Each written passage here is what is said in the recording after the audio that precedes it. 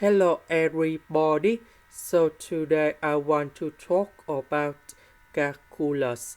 The topic today is about differential equations. So now I want to show you how to answer.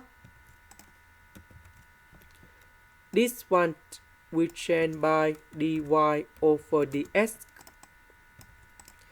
Later that we multiply both sides by dx.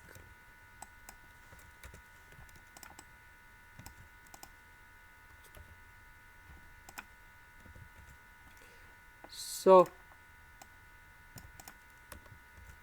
this one I will put on the right, and we have the negative sign here. Next, we need to integral for the both sides.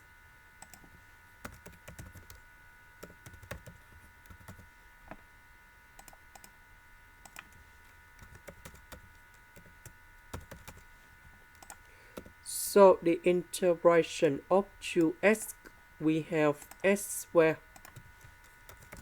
Number 3, that is about 3x. The next one, we have y squared minus 2y, and I will put about c. This is the end. Thank you for watching.